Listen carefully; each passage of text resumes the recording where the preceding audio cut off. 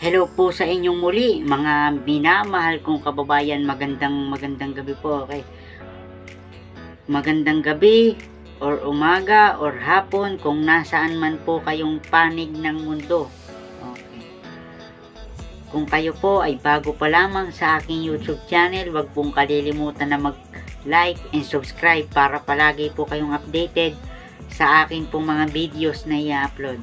Okay, may mga panibagong suggestion at mga panibagong katanungan na dapat ninyong malaman at na dapat ko ding masagot. Ang mga katanungan ay ito'y paulit-ulit na issue na binabato sa pamilya Marcos. Okay, lalo na kay PBBM dahil tahimik na tao. So, very sincere ang akin pong ipapaliwanag sa inyong topic ngayong gabi na ito, mga minamahal kong kababayan. Okay. Martial law in the Philippines. Okay. Martial law in the Philippines po ang akin pong ibabahaging topic sa inyo ngayong gabi na ito. Okay. Maraming pangyayari sa panahon ng batas militar na ating hindi pa nalalaman, lalo na po sa mga kabataan, kung ano ba ang naging epekto ng martial law noong 1972. Was proclaiming bago po na proklama ang martial law, ang una pong na-proklama yung 1081, yung Proclamation of 1081 to entire the economy of the Philippines. Okay. So, hindi na po natin ito patatagalin. Ito'y atin na pong sisimulan. Okay. Sa panahon ng martial law, mga minamahal kong kababayan, the President Ferdinand E. Marcos Sr. signed Proclamation number 1081 on September 21, 1972, placing the Philippines under martial law. Same sources say that Marcos signed the proclamation on September 17 or on September 22, but in either case the document itself was date September 21, 1972. Effects of martial law in the Philippines 1972. Media outlets were shuttered, although those linked with Marcos Sr. crony Roberto Benedicto were allowed to reopen within the day. Soon after Congress was established, mass activities were prohibited, political parties were outlawed, a curfew was put in place, civil and political rights were suspended.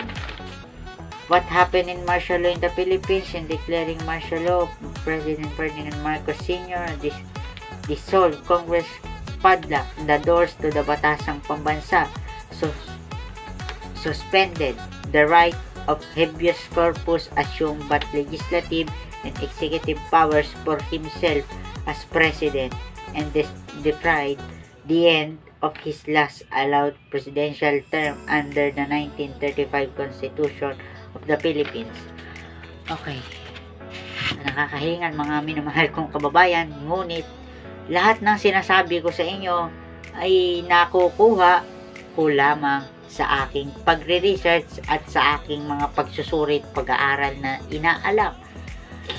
Hindi ko naman ito ibabahagi sa inyo kung ito'y hindi ko nalalaman kung paano ito idineklara ng isang ating butihing Pangulong Ferdinand Marcos Sr. Maraming nagsasabi ng mga Pilipino na diktador ang ama ni PBBM. Ngunit ang mga tao na inabot si dating Pangulong Ferdinand E. Marcos, yun ang nagpapatunay na hindi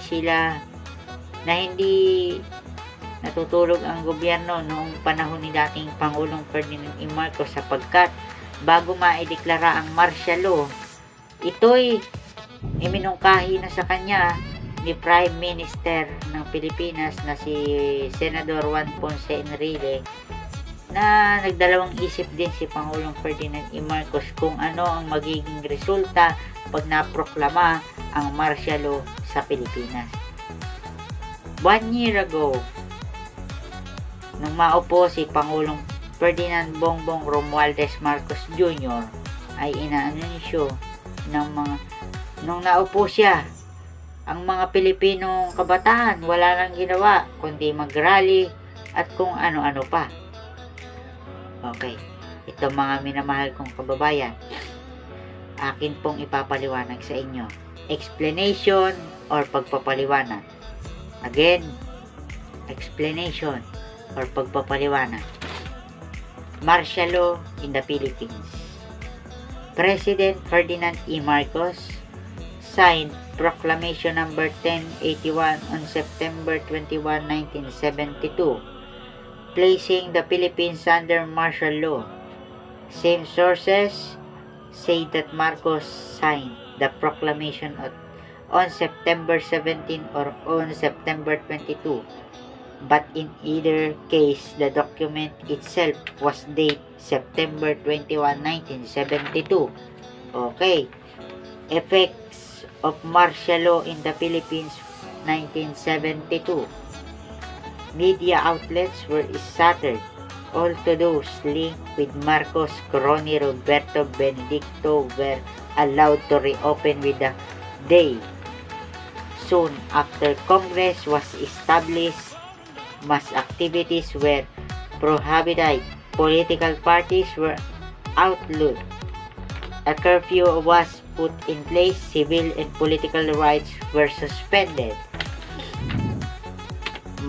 What happened martial law in the Philippines?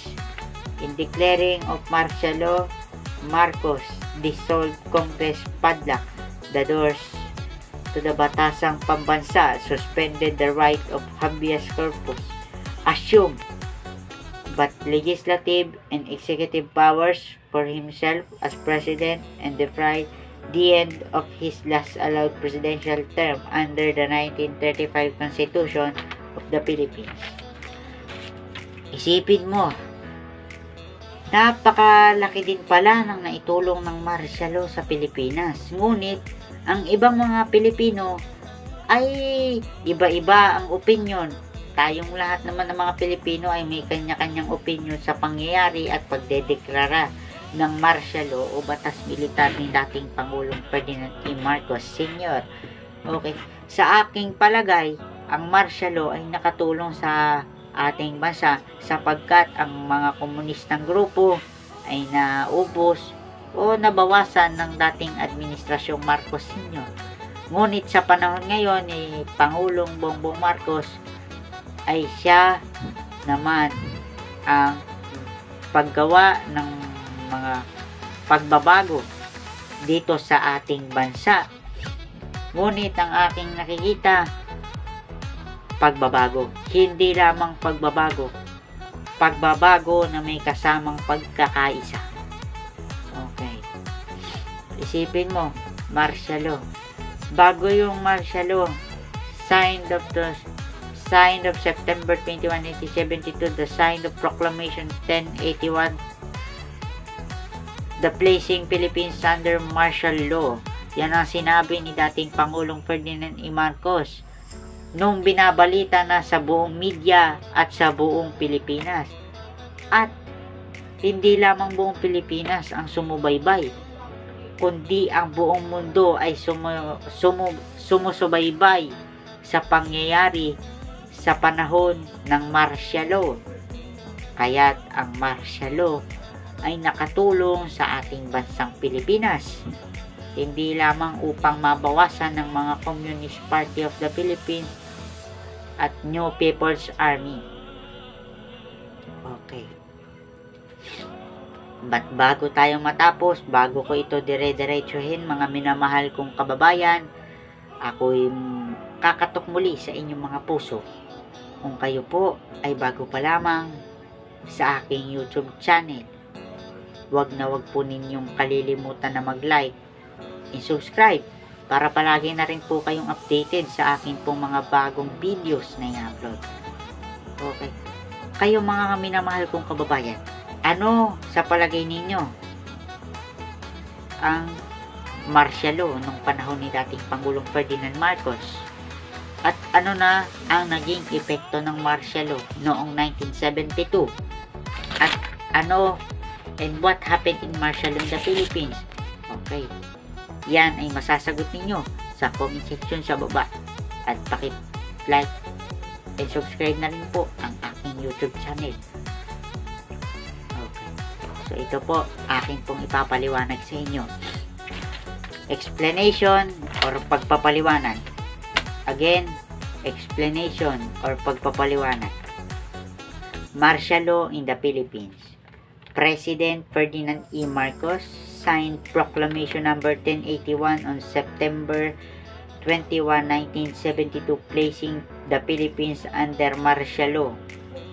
Some sources say that Marcos signed the proclamation on September 17 or on September 22, but in either case, the document itself was dated September 21, 1972. Effects of martial law in the Philippines, 1972. Media outlets were shuttered. All to those linked with Marcos, crony Roberto Benedicto were allowed to reopen within the day. Soon after Congress was abolished, mass activities were prohibited. Political parties were outlawed. A curfew was put in place. Civil and political rights were suspended. What happened in martial law? In declaring martial law, Marcos dissolved Congress, padlocked the doors to the batasang pambansa, suspended the right of habeas corpus, assumed but legislative and executive powers for himself as president, and deprived the end of his last allowed presidential term under the 1935 Constitution of the Philippines. Okay. Yan po ang pangyayari at ang buong kasaysayan ng martial law in the Philippines o ang batas militar sa buong Pilipinas. Okay po. So hanggang dito na lamang po tayo, mga minamahal kong kababayan. At muli po, magandang gabi sa inyo at maraming salamat. Tayo po ay Pilipino, may isang diwa, may isang gawa.